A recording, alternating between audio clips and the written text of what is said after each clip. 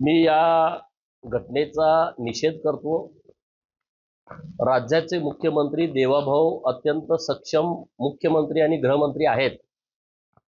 ज्यांनी हे नीचपणाचं कृत्य केलेलं आहे त्याला कठोरातली कठोर शिक्षा देण्यासाठी सरकार सक्षम आहे। परंतु या सगळ्या बाबीच्या खोलापर्यंत तिथल्या पोलिसांनी जावं, की अशीच बाब घडली नसणार, ह्याच्या पाठीमागे कोण आहे, त्या सर्वांचे धागेदोरे तपासण्याची गरज आहे।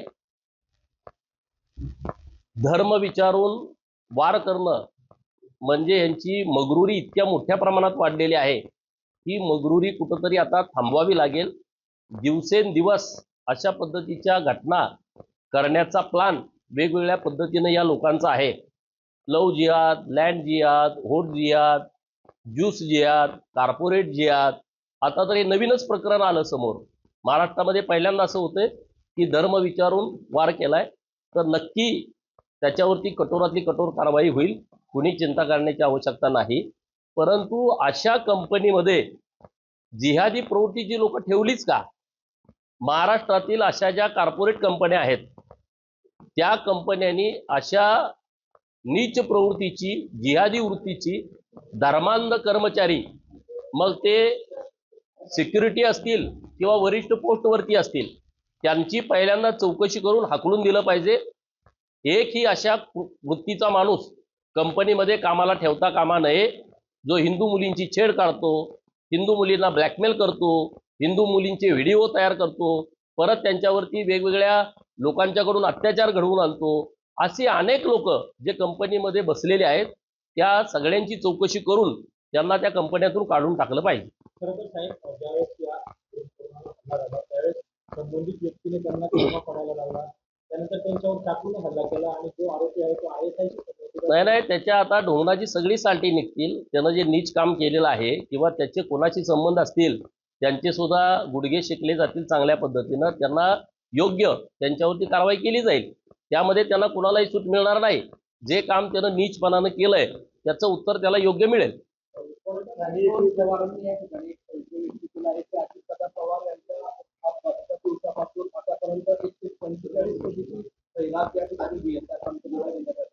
बघा, अजितदादांचं दुर्दैवी निधन झालेलं आहे आणि राज्याचे मुख्यमंत्री अत्यंत संवेदनशीलपणे या घटनेकडे बघतायत।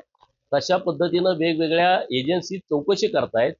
पवारांच्याकडे काय माहिती आली आहे त्यांनी त्या एजन्सीकडे द्यावी। त्यांनी माध्यमांच्या समोर रोज वेगवेगळी स्टेटमेंट करणं हे काय योग्य आहे मला वाटत नाही। त्यांनी त्यांची माहिती हे एजन्सीकडे द्यावी। आपण लोकशाहीच्या देशात राहतो, कायदा मानणाऱ्या देशात राहतो आणि कायद्याच्या प्रमाणे ज्या संस्थांना अधिकार आहे त्या संस्था तपास करतात। तर तुमच्याकडे काय माहिती आहे तर तुम्ही तिथं नेऊन द्या। काळी जादू झालं तर देखील त्यांनी या ठिकाणी मग खरा तर आता पोलिसांच्या ताब्यातच आहे ना, पोलीस तपास करतील। या ज्या नवीन नवीन बाबी समोर येत आहेत तर नक्की पोलीस त्याचं चौकशी करतील, काहीच अडचण नाही। शेवटचा प्रश्न, माजी खासदार यांनी असं वक्तव्य केलेलं आहे की TCS प्रकरण खराब प्रकरण दाबण्यासाठी TCS प्रकरण बाहेर काढण्यासाठी त्यांनी काय म्हणायचं त्याला काय फार महत्व आहे? TCS मध्ये 9 मुलींनी FIR दाखल केली। TCS मध्ये अनेक मुली असे आहेत की ज्यांना सर्व्हिसला जेव्हा इंटरव्ह्यू त्यांचा झाला तिथून त्यांना ट्रॅप करण्यात आलं। त्या मुलींची लगट करणं, त्या मुलींच्यावरती वेगवेगळ्या कमेंट करणं, त्या मुलींना बाहेर वीकेंडला फिरायला घेऊन जाणं, त्यांचे जे टीम लीडर आहेत वेगवेगळे टीम लीडरच्या माध्यमातून त्या मुलींना प्रभावित करणं, त्या मुलींना तिकडे इमॅजिका नावाचं जे वॉटर पार्क आहे तिकडे घेऊन जाण्याचा प्लॅन करणं, बाकीच्या मुली न आल्यामुळं एकच मुलगी त्यांच्यासोबत जाणं, त्या मुलीची लगट करणं, त्या मुलीचे शारीरिक संबंध प्रस्थापित करून तिचे व्हिडिओ तयार करणं, ते व्हिडिओ तयार करून दुसऱ्या मित्राला देणं, त्यानं त्या मुलीला ब्लॅकमेल करणं, परत तिचे व्हिडिओ तयार करणं, त्यानं तिसऱ्या मुलाला देणं, हे काय प्रकरण आहे? हे काय प्रकरण आहे? ह्या अशा वृत्तीच्या भडव्यांना ठोकून काढलं पाहिजे।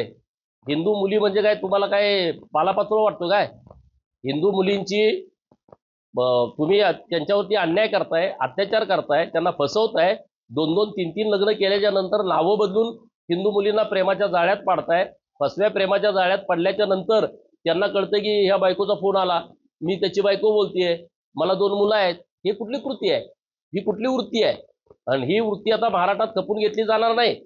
आता धर्मांतरणाच्या विरोधात कायदा आलाय, लव्ह जिहादच्या बाबतचा कडक कायदा देवाभाऊंच्या नेतृत्वामध्ये येतोय. त्यामुळं असली कुठली प्रकरणं घडली खरातांसारखी, आमचं सरकार अशा बोंदुगिरीला पाठीशी घालत नाही. खरातांचा विषय जेव्हा समोर आला त्याला बेड्या ठोकल्या, त्याला जेलमध्ये टाकला, त्याच्या सगळ्या प्रॉपर्टी जप्त केलेल्या आहेत, चौकशी सुरू आहे. आता लगेच अमरावतीला प्रकरण झालं, ते काय आहे त्याच्यावरती उत्तर द्या तुम्ही. आज तर मी आता मोबाईलवरती बघितलं कुठं कोल्हापुरात काहीतरी 10-15 व्हिडिओ तयार केले. मग हे प्रकरणाचा तपास करायचा नाही, याची चौकशी करायची नाही. ज्याच्या त्याच्या पद्धतीनं कुणी स्टेटमेंट करत राहतं. महाराष्ट्र सरकार अत्यंत सक्षमपणे या सगळ्या मुलींच्या पाठीशी ठामपणे उभा आहे. जिथं कुठं अन्याय होतोय तिथं आरोपींना योग्य शिक्षा देण्यासाठी सरकार प्रयत्न करतंय.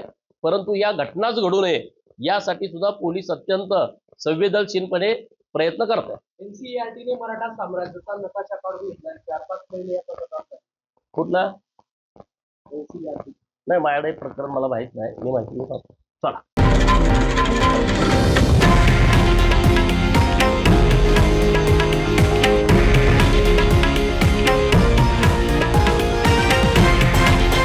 हे आहे देशातील नंबर 1 न्यूज नेटवर्क आणि आपण पाहत आहात TV9 मराठी, एकमेव.